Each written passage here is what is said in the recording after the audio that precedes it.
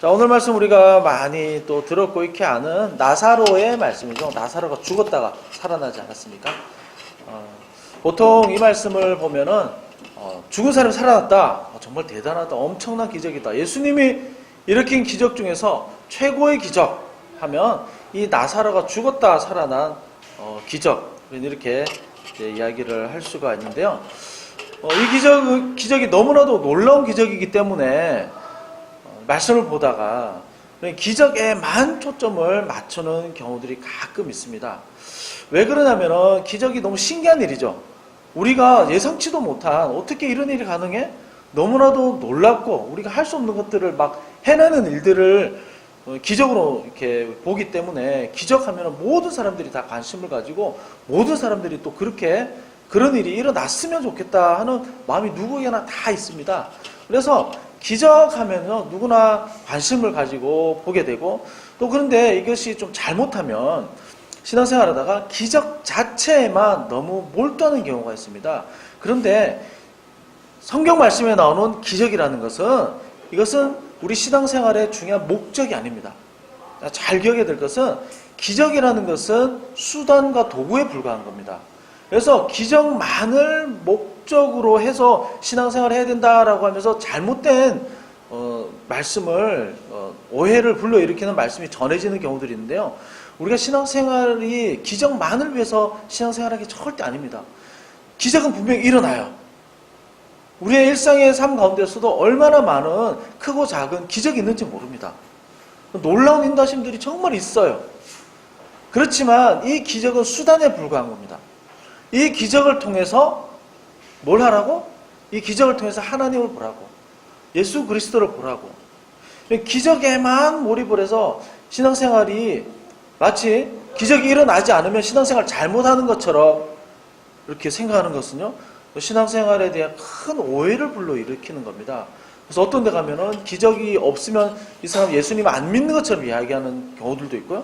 기적이 일어나지 않으면은 이 사람 신앙생활 제대로 못하는 것처럼 이야기하는 사람들이 있는데요. 그거는 성경을 잘못 이해하는 겁니다. 그래서 기적은 수단이고 도구일 뿐이다. 기적이 신앙생활의 목적이 절대 아니다. 이거 꼭 잘 기억해야 됩니다.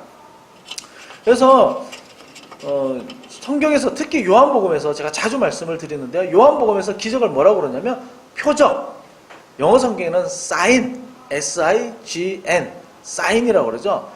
이것은 이제 증표, 영어 성경에는요, 영어 사전에는 징후, 조짐 이런 뜻이 있고, 또 표지판 이런 뜻도 있습니다. 표지판. 그래서 요한복음에는 예수님이 첫 번째 기적을 일으킬 때 이것을 첫 번째 표적이다, 두 번째 표적이다 이렇게 얘기를 하거든요. 그러니까 첫 번째 사인이다, 두 번째 사인이다 이렇게 얘기를 하는 겁니다. 그래서 성경 원에도 보면은 이제 히브리어는 오트라고 하고요, 헬라어에서는 세메이온이라고 하는데, 이게 다 무슨 말이냐면은 기호, 징표, 표시다 이런 의미가 있습니다. 그리고 세메이온은 신호하다, 지시하다 이런 말이 있습니다. 그러니까 기적이라는 것은 뭔가를 지시하고 표시하는 거죠. 예를 들면 이런 겁니다. 우리가 어딘가 멀리 가야 됩니다. 지방을 가야 됩니다. 대전을 가야 되고 부산을 가야 되고 목포를 가야 됩니다. 근데 가다 보면은 목포 200km, 좀 더 가면 목포 100km. 이 뭡니까? 이 표지판을 보고 저까지 간데 얼마나 남았다 이걸 아는 거죠. 근데 표지판을 보고 나서 내가 목포에 다 왔구나. 표지판을 보고 부산에 다 왔구나. 이러면 이 사람은 조금 이상한 사람이 되겠죠. 그것처럼 기적은 표지판이다, 사인이다. 꼭 이걸 명심해야 되는 겁니다. 그래서 성경에서도요, 이적만을, 이걸 제일 중요한 목적으로 추구하는 신앙에 대해서 예수님 좀 성경에서는요 좀 비판적으로 이야기를 합니다. 뭐냐면 고린도 전서 1장 22절에서요 유대인들은 표적을 구하고 헬라인은 지혜를 찾으나 이렇게 얘기를 합니다. 그러니까 유대인들의 신앙이 표적만 구하는, 이적만을 중요하게 생각하는 신앙에 대해서요 지적을 하고 있는 거죠. 그럼 표적을 무엇을 가리키는가? 우리는 그것을 꼭 염두에서 중요하게 봐야 됩니다. 그래서 표적을 통해서 예수 그리스도를 봐야 되는 거죠. 예수님을 봐야 됩니다. 이 표적을 통해서 예수님이 무슨 말씀을 하시는지, 무엇을 가르치려고 하시는 건지, 그리고 예수님께서 이 기적을 통해서 무슨 말씀을 하시고 어떤 의미를 부여하는지, 이걸 자세히 봐야 된다는 거죠. 그래서 특히 요한복음에는요, 이게 잘 되어 있습니다.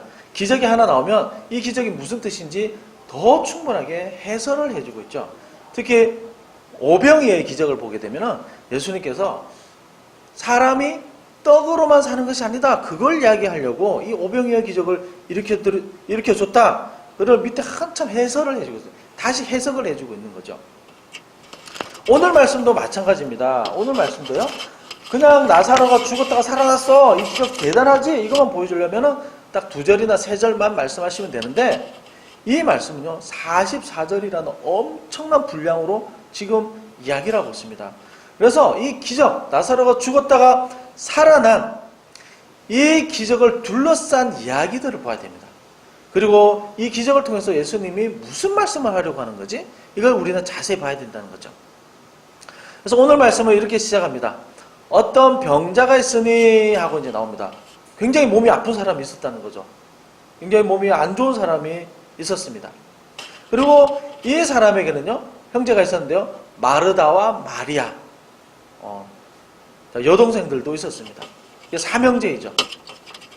근데 말씀을 보니까 이 나사로, 마르다, 마리아와 예수님과는 매우 특별한 관계였습니다.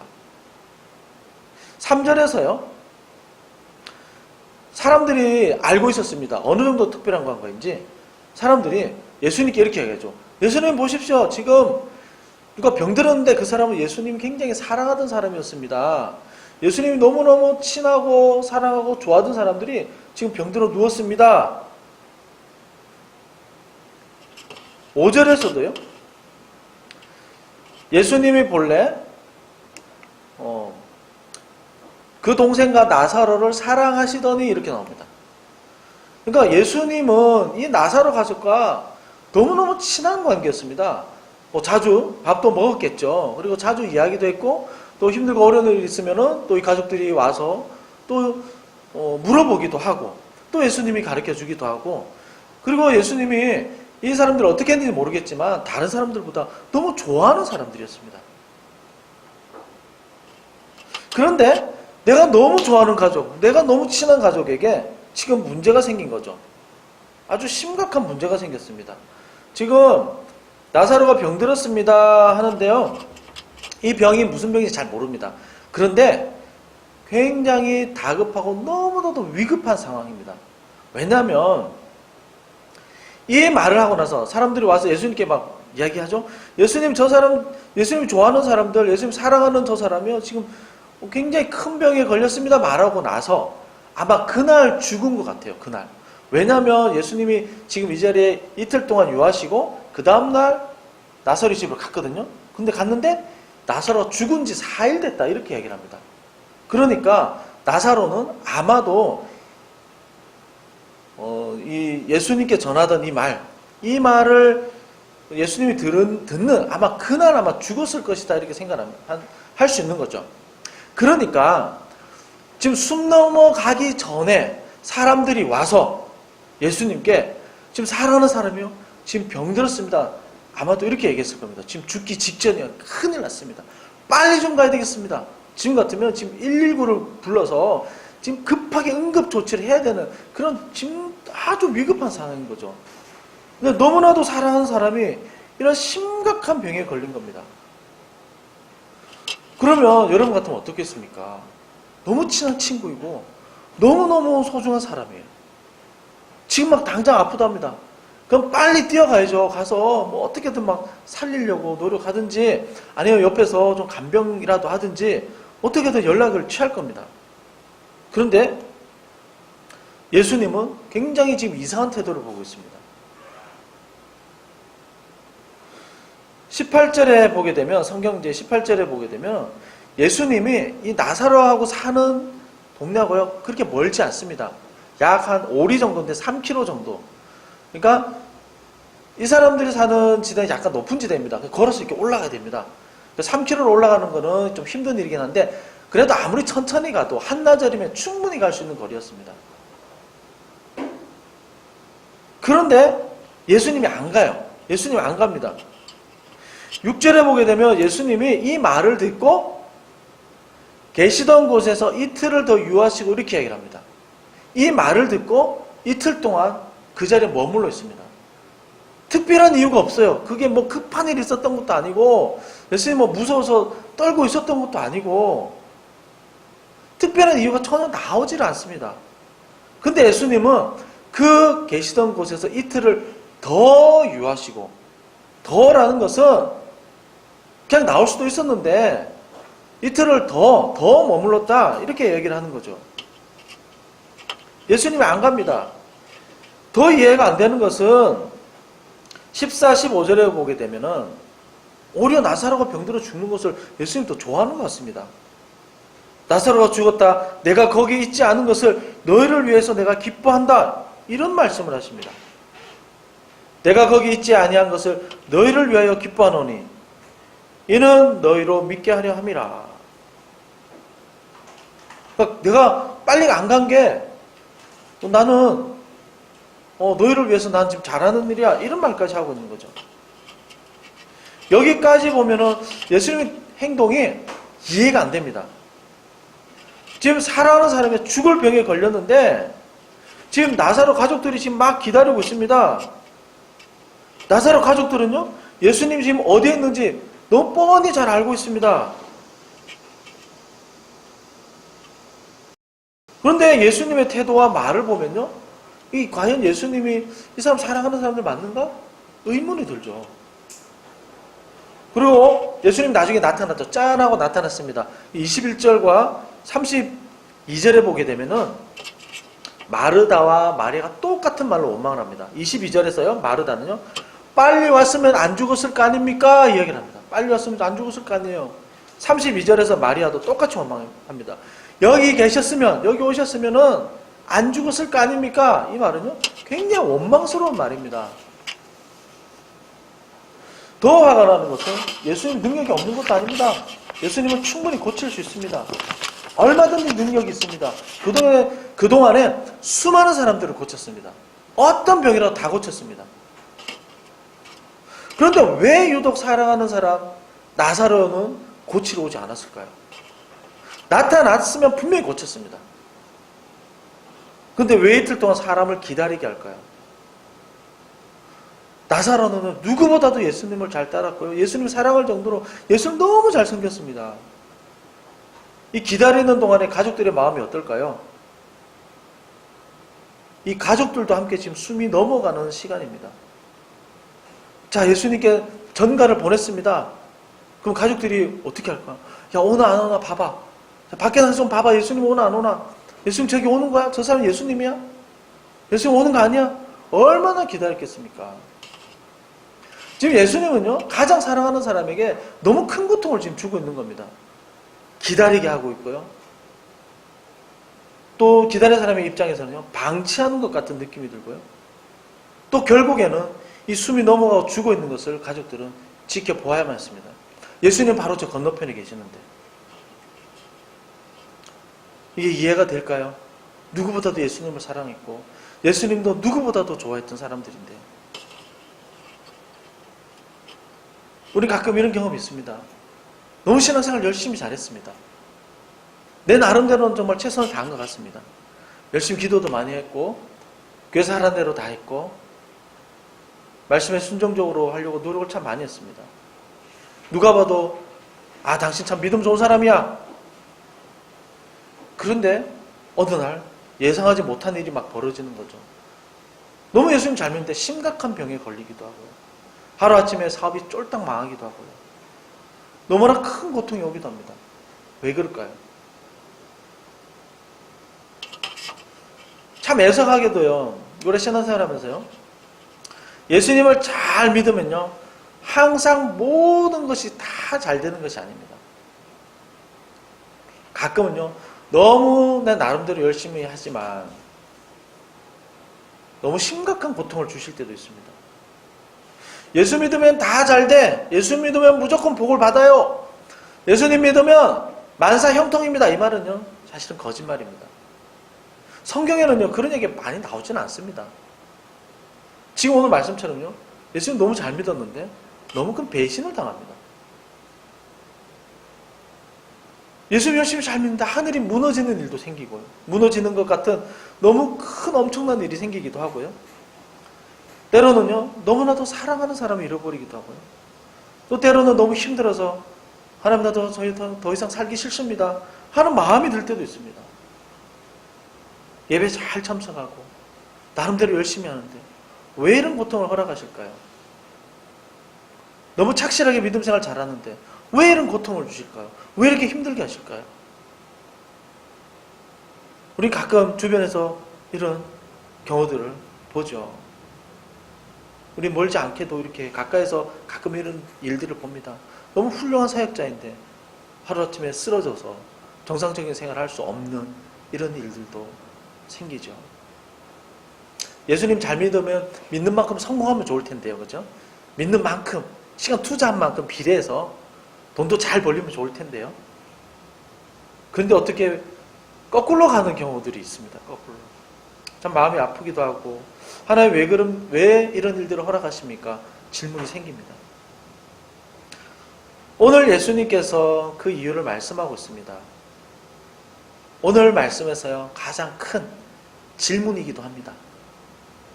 물론 결론이 나와 있긴 하지만 그 과정은요 예수님이 이해가 안 되고 신앙생활을 하는 것이 굉장히 회의감이 들 정도의 심각한 문제를 지금 던져주고 있는 겁니다. 왜 잘 믿고 예수님 사랑하는 사람에게요 이런 고통을 주실까요? 이 질문에 대해서 우리가 두 가지 오늘 본문에서 답을 찾고자 하는데요. 첫 번째 답이 뭐냐면 예수님을 가장 사랑하는 사람이요 복음의 진리를 감당해 낼 수 있기 때문입니다. 우리는 정말 소중하고 사랑하는 사람에게 정말 중요한 것을 가끔 맡깁니다. 멀리 출타합니다. 집 열쇠, 자동차 열쇠를 누군가에게 좀 맡겨야 될 것 같습니다. 아무한테나 맡겨줄까요? 아무한테나 맡기지 않죠. 가장 중요한 사람에게 또 가장 믿을만한 사람에게 그걸 맡깁니다. 또 어른들을 보면요. 딸이 시집을 갑니다. 딸이 시집을 갑니다. 그럼 가끔 이럴 때가 있죠. 그 어머니가 평생 간직하던 가장 소중한 것을 그 딸에게 맡깁니다.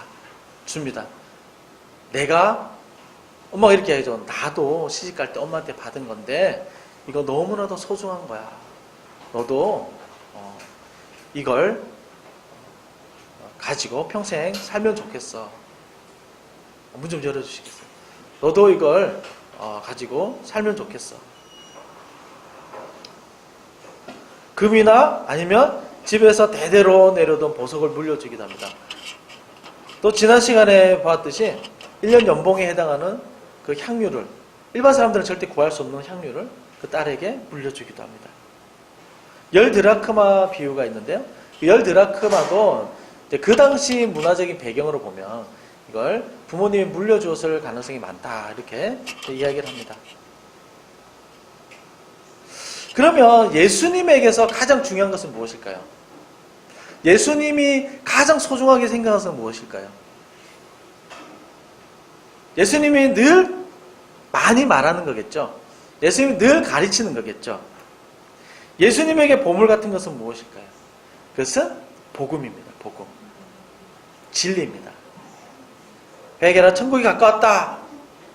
너희들 하나님 통치를 받아야 된다. 회개하고 하나님의 다스림을 받아야 된다. 왜 다스림을 받지 못하는가? 우리의 죄 때문이죠. 하나님께 나오지 못하는 우리의 허물들 때문입니다. 예수님은 이 죄의 권세를 깨뜨리고 사망 권세를 깨뜨리고 다시 사셨다는 것을 가르치고 보여주십니다. 그리고 이 예수 그리스도를 믿으면 영원한 생명을 가지고 하나님의 인도와 통치 아래서 살 수 있다는 것을 그리고 영원한 생명을 가질 수 있다는 것을 예수님은 계속해서 가르쳤고요.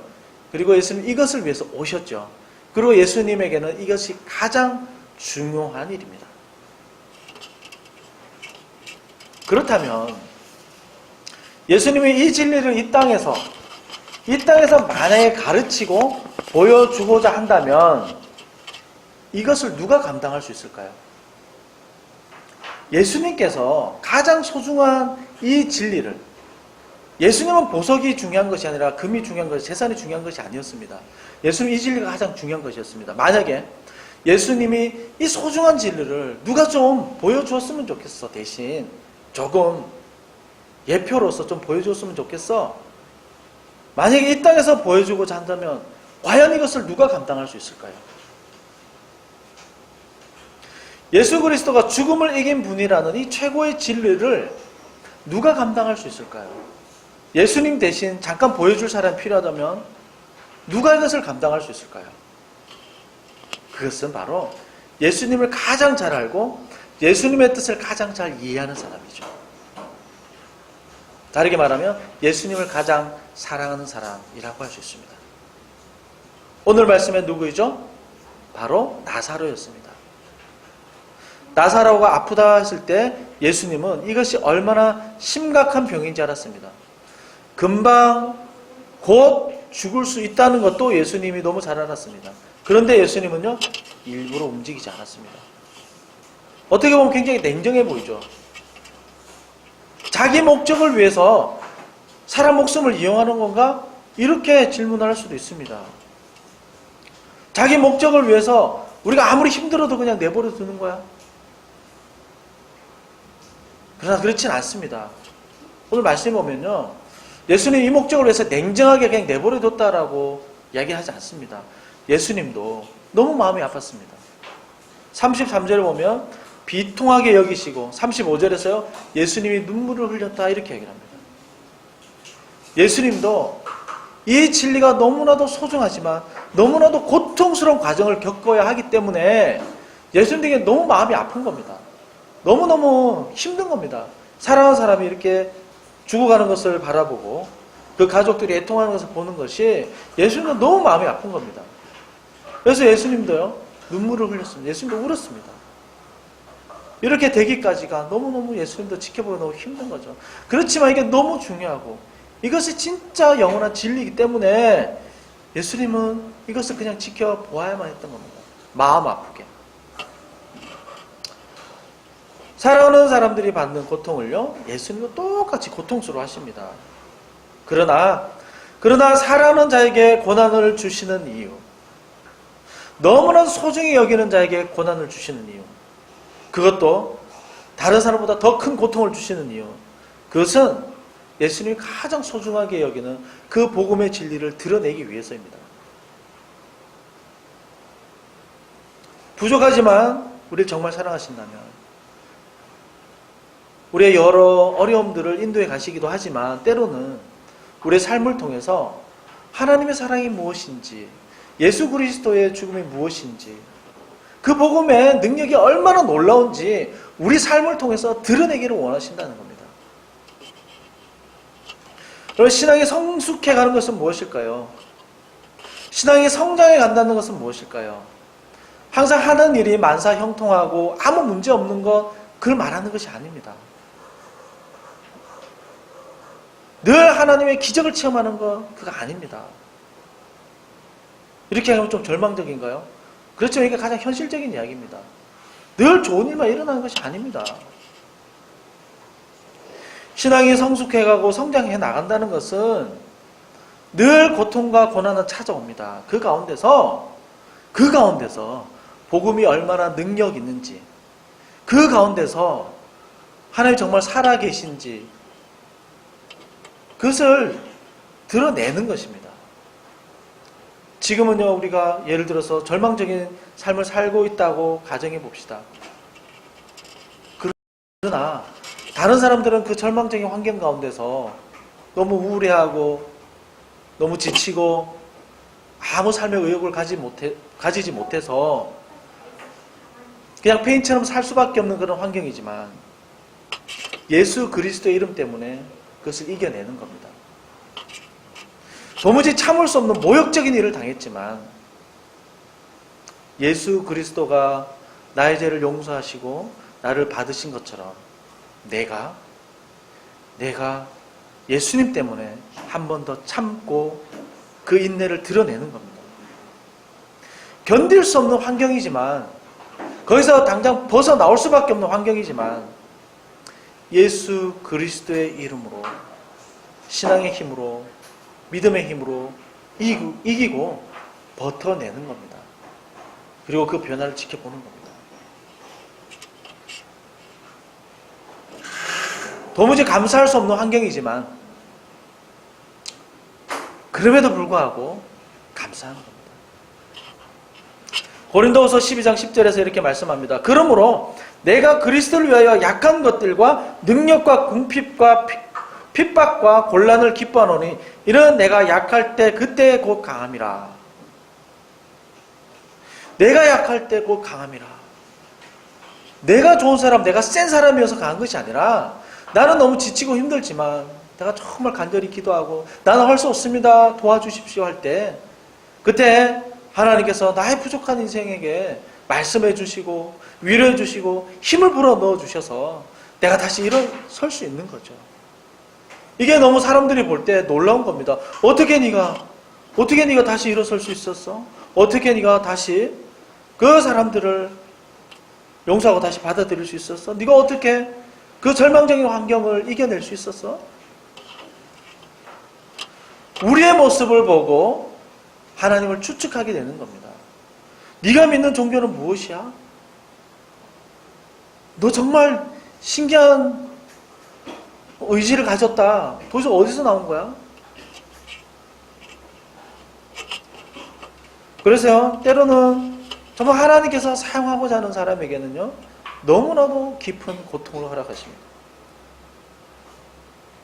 그렇다고 여러분 절대 두려워하지 마십시오. 예수님 잘 믿으면 야 이거 큰일 나겠구나. 예수님 잘못 이거 쫄딱 망하겠구나. 예수님 잘못 믿으면은 이거 나사로 같은 이거 꼴 당하는 거 아니야? 여러분 두려워하지 마십시오. 이런 고통은 누구에게나 찾아오지만 오히려 소망이 생기는 것은 하나님이 그냥 보고 있지 않죠. 그냥 보고 있지 않고 이기게 하시죠. 내 힘으로 이기는 것이 아니라 하나님이 이기게 하시는 겁니다. 하나님이 이 과정을 통해서 이 현실을 통해서 하나님이 얼마나 능력 많으신지 보여주시는 겁니다. 어떻게 이런 절망 가운데서 우리를 다시 세워주시는지 하나님이 보게 하십니다. 하나님이 경험케 하신다는 겁니다. 그래서 오늘 말씀에서요, 우리가 살펴보고자 두 번째, 왜 고통을 허락하시는가? 더 궁극적인 이유 두 번째는 이 고통은 오직 하나님의 영광을 위해서 이 고통을 허락하시는 겁니다. 오늘 4절에서 이렇게 말씀합니다. 4절에서 이렇게 이야기합니다. 예수께서 들으시고 이르시되 이 병은 죽을 병이 아니라 하나님의 영광을 위함이요 하나님의 아들이 이로 말미암아 영광을 받게 하려 함이라 하시더라. 이렇게 말씀을 하고 있습니다. 나사로가 걸린 병은 죽을 병이 아니다. 예수님은 죽는다는 것을 잔다 이렇게 표현을 했죠. 이 죽을 병이 아니라 이것은 하나님의 영광을 위해서다 이렇게 말씀을 하고 있습니다. 무슨 말입니까? 결국에는 하나님이 이 죽음이라는 고통과 절망을 이 나사로의 가족에게 닥친 이 어려움을 하나님이 어떻게 인도해 가시는지 보여주신다는 겁니다. 어떻게 하나님이 간섭하셔서 어떻게 하나님이 인도해 가시고 어떻게 그의 가족을 다시 세우는지 알게 하신다는 겁니다. 이걸 알면요, 하나님 정말 대단하신 분인데, 하나님 정말 찬양받아 마땅하신 분인데, 정말 하나님이 경배할 수밖에 없는데, 이것이 바로 하나님께 영광을 돌린다는 겁니다. 하나님 정말 놀랍군요. 이렇게 얘기하는 것이 하나님께 영광을 돌리는 겁니다. 우리가 볼 때는 나사로는 죽었습니다.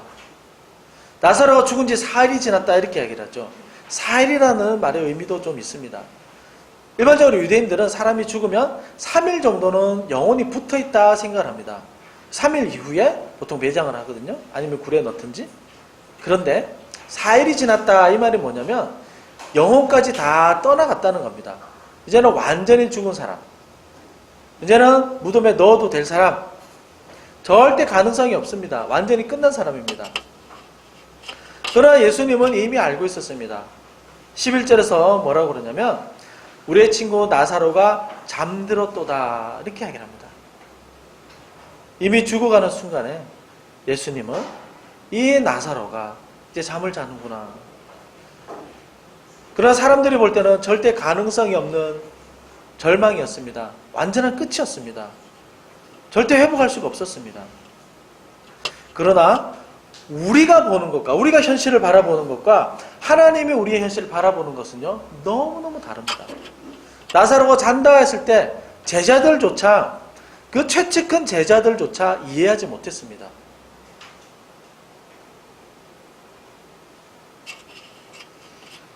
하나님이 보실 때는 이거 죽은 게 아니었습니다. 끝이 아니었습니다. 최고의 절망이 아니었습니다. 예수 그리스도를 통해서 이 사망 권세가 어떻게 깨뜨려지는지 그것을 실제로 보게 하신 거죠. 이 절망을 통해서 하나님 정말 살아계시고 이 죽음까지도 다스린다 이것을 보여주신 겁니다. 우리 인생의 문제들을 놓고 볼 때요.